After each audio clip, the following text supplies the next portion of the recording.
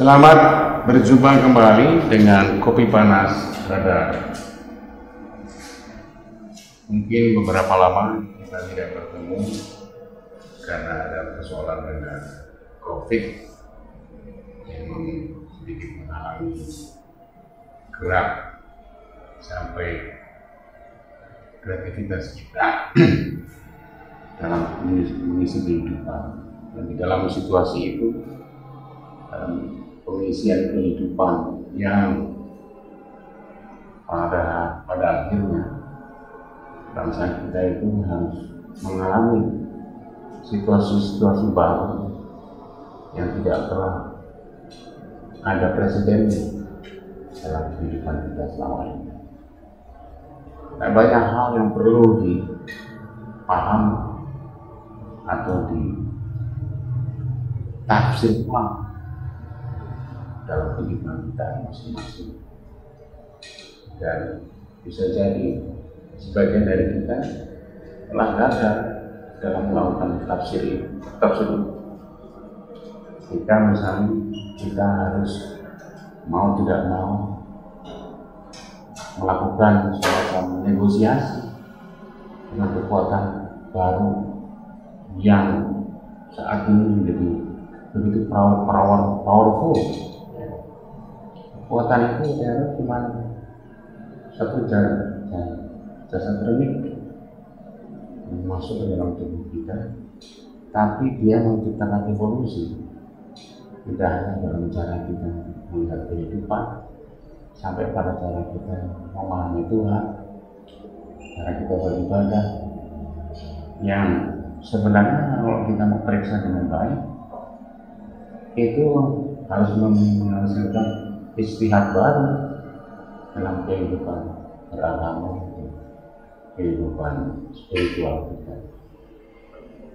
Nah, dalam situasi seperti itu, kita harus menghadapi kenyataan-kenyataan yang cukup keras, harus kita alami, kita dalami, di mana kekerasan itu terjadi tidak hanya dalam kehidupan kita secara keseluruhan, kehidupan kita secara personal, kehidupan kita secara sosial, sampai secara spiritual itu, tapi juga sampai kehidupan politis kita, kehidupan ekonomis kita, yang selama ini juga kita bisa katakan tidak punya presiden.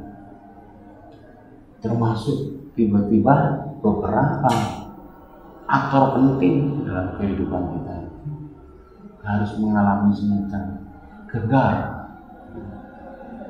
budaya, gegar sosial, sampai kepada gegar politik, di mana beberapa aktor, termasuk aktor politik itu, tidak mampu mengantisipasi kenyataan-kenyataan itu untuk bisa mengakomodir, mengadaptasi diri, dan hal-hal tersebut menciptakan fenomena baru di mana kita harus merasakan betapa aktor-aktor politik itu bukan memberikan misalnya antara lain pencerahan atau memberikan penyelesaian, tapi justru beberapa pihak menciptakan kehancuran, menciptakan kekacauan, tidak hanya dalam cara berpikir, tapi juga dalam cara kita berekonomi, berpolitik, dan lain-lain.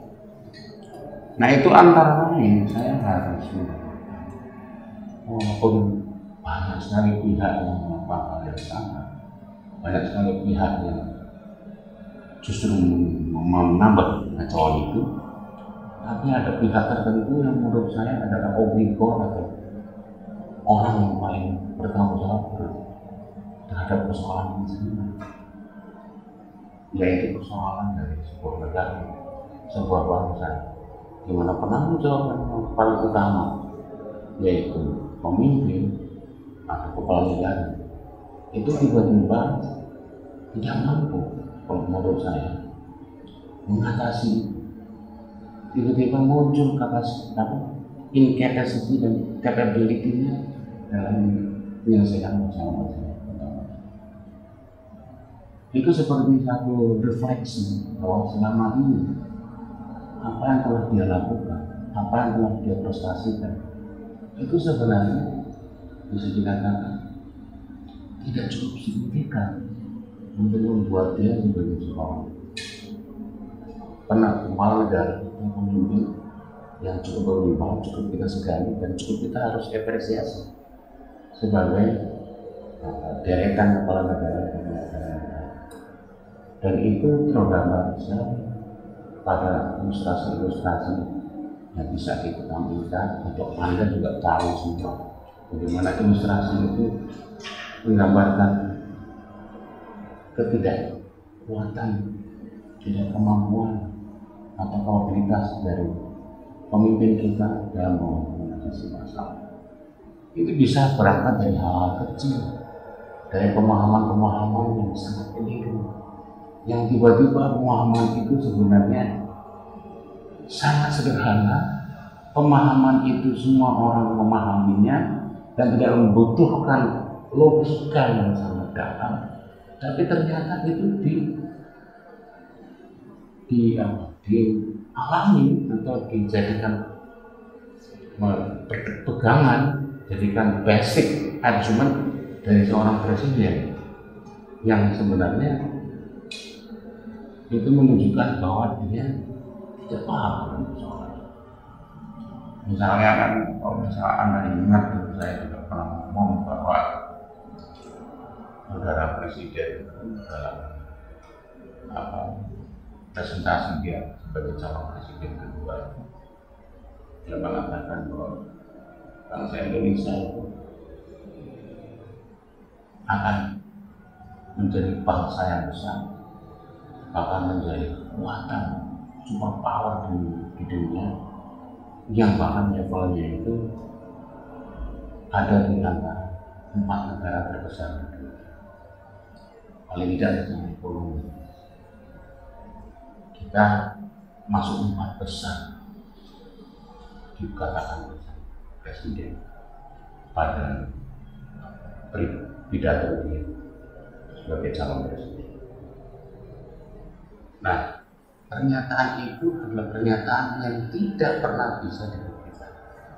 Pernyataan itu tidak pernah bisa dijadikan argumentasi, apalagi yang bersifat saintifik. Tidak ada, belum ada pernyataan, statement, atau mungkin hasil dari dunia saintifik yang bisa memperkuat pernyataan saudara presiden. Anda bisa membayangkan bagaimana seorang pemimpin atau presiden bisa membuat pernyataan yang tidak bisa dipertanggungjawabkan, bukan hanya oleh rakyatnya sendiri, bukan hanya oleh anak buahnya sendiri, tapi juga oleh dunia. Ada pernyataan yang tidak bisa dipertanggungjawabkan bahwa bangsa kita ini akan menjadi negara besar keempat dalam ekonomi. Ada lagi misalnya istilah mengenai industri 4.0, di mana sang presiden juga pernah mengatakan bahwa kita sudah siap untuk memasuki era dunia atau 4.0. Padahal dalam kenyataannya kita belum memiliki apapun infrastruktur, apapun dasar, apapun argumen yang cukup kuat yang bisa membuat kita itu yakin pada kemampuan kita untuk bisa masuk ke 4.0. Jangankan 4.0, 3.0 pun mungkin hanya beberapa pihak yang sudah memahami dan masuk dalam dunia 4.0. Kita juga sudah pernah menjelaskan, jangankan 4.0, kita itu 3.0 aja banyak yang belum. Banyak bagian dari bangsa kita itu yang belum memahami 3.0. Bahkan kalau misalnya kita mau jujur, yang nolnya aja itu kita belum bisa. Yang baru era industri dunia itu baru dimasuki oleh kita itu dalam keadaan dimana kita dalam situasi buta, sampai pada satu titik di mana beberapa masyarakat kita itu nol aja belum, dia masih dalam kehidupan dalam keadaban primitif, ada di tubuh, ada di Tengger, ada di suku Naga, ada di Baduy dan lain-lain. Bagaimana seorang presiden bertanggung jawab bangsa dan rakyatnya itu untuk bisa masuk ke dunia 4.0, sementara realitasnya masih banyak bangsanya, lebih banyak lagi itu mayoritas belum tahu. Bahkan kalau misalnya kita mau jujur, kita tuh sebenarnya cuma terperdaya atau lebih tepat dimanipulasi oleh kekuatan-kekuatan tertentu seolah-olah kita sudah masuk dalam realitas 4.0.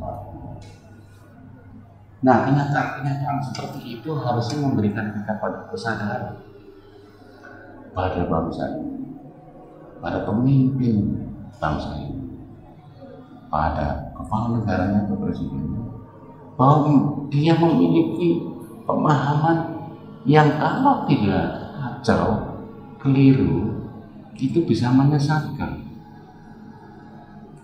Yang menyesatkan orientasi kehidupan kita, menyesatkan jalan kehidupan kita, menyesatkan bagaimana cara berpikir dan semuanya. Apalagi kita harus menghadapkan dia pada problem-problem mutakhir, pada persoalan-persoalan mutakhir. Ya, ini ketika kita diserbu oleh COVID, ya, yang pada bagian tertentu menjadi unprecedented, ya, jadi satu hal yang tidak punya presiden dalam kehidupan kita bersama itu. Bagaimana sang presiden itu mengantisipasi itu semua? Hal-hal yang selama ini cuma tiba-tiba cuma menjadi keyakinan dia, tidak ada basic ilmiahnya, tidak ada argumen yang kuatnya. Tiba-tiba dia harus atasi itu dalam kenyataan yang dia sendiri tidak mampu memahami kenyataan itu, realitas itu, tantangan itu, hambatan itu, dan macam-macam lain. Tiba-tiba muncul pemahaman-pemahaman yang aneh-aneh dari sang presiden. Pemahaman yang sebenarnya tidak didasari oleh bukti-bukti ilmiah, cara berpikir yang kuat, ada kuat. Tiba-tiba itu masuk ke dalam cara berpikir kita, dijejalkan kepada sang presiden bahwa kita tiba-tiba harus menerima realitas itu, menerima logika itu yang sebenarnya tidak bisa diterima logika itu. Bagaimana mungkin misalnya seorang presiden mempercayai sejak pada awalnya ada COVID itu bahwa virus corona itu bisa mati karena panas. Betapa sembrononya seorang pemimpin membuat pernyataan atau statement yang tidak pernah diuji dan belum pernah diuji, hanya karena statement atau pernyataan dari seseorang yang secara ilmiah, yang secara capable itu nggak bisa bertanggung jawab. Tetapi seorang presiden juga membuat pernyataan seperti itu. Dan bagaimana rakyatnya yang harusnya mengikuti anjuran, mengikuti cara berpikir, mengikuti orientasi dari masyarakat negarawannya itu, ya kita bisa jadi korban dari corona yang mati karena panas ini.